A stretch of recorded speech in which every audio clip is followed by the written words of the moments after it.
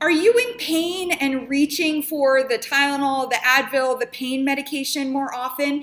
First of all, I am so sorry. There's nothing worse than pain. And one of the reasons that I focus on this is that pain can actually, we do need to relieve that pain, because when we have pain, so on a scale of 1 to 10, if we're, if normal's in that 1 to 3 range, as soon as we get above that 3, it can actually interfere with our making our better food choices, right? Because when you're at like a 6, 7, 8, 9, 10, we are not going to be focused on, what's the better food for my digestion, or what's the better food for my long-term health. And so addressing pain is something that I focus on very, very, I find it very significant, and I really focus on it with my patients. A lot of varies in there. So what can you do? So first and foremost, there are things that you can get in and actually focus on taking in if you are dealing with pain in the moment. If you are dealing with cramps, if you are dealing with aches and pains, magnesium is a go-to. So that might mean topical magnesium, like a magnesium cream, or taking magnesium powder like I'll do. I'll sip on that.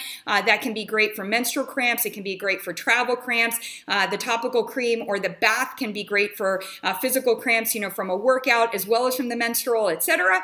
And then also other ingredients, turmeric and ginger combine beautifully to help address pain. And actually there are a couple of supplements that I recommend using, especially if you are having a chronic pain, so that we can work on getting that pain, addressing that pain more, over the long term. But if you're in pain right now, you can use fresh turmeric and ginger, and you can add it into a smoothie. I have great recipes for using those, and you can get it in a nice high dose effectively that way.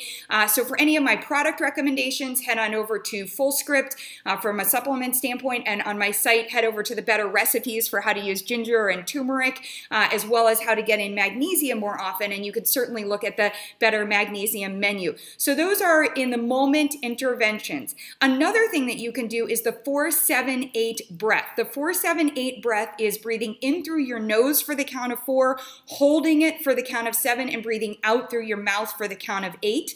And you can do that. You want to try doing that about 10 times, and that actually should turn off your body's fight or flight response. So one of the reasons that pain, it really takes our breath away, right? It's really tough in that moment, is because our body is in that fight or flight response. And so what we want to do is to turn that pain off. We want to do that breathing, and that is going to be extremely helpful and healthful for you. You can also do things if it feels comfortable in the moment, like doing that breath. You can also then put your legs, you can lay on the floor and put your legs up the wall and do some deep breathing with your arms out at the side, and that's also going to be helpful for turning off that pain response there. And then the final thing that you can do in that moment where you're trying to deal with the pain right then and there is you can avoid caffeine or other stimulants. This is really important because sometimes we turn to those to try to help ourselves feel better, but they actually can exacerbate that pain. And so what we want to do is look at things like an herbal tea, or this is a great time to do a ginger or turmeric tea. Remember, going back to the initial point, because those are going to help your body feel better. Now look, this is not to say that I don't want you using pain medications, and especially if they're prescribed by your doctor or it's something that you need to stop the pain in the moment, but do these tips in conjunction with your pain medications so that you can help your body actually respond to lowering the pain and hopefully turn off that pain response for good for the long term.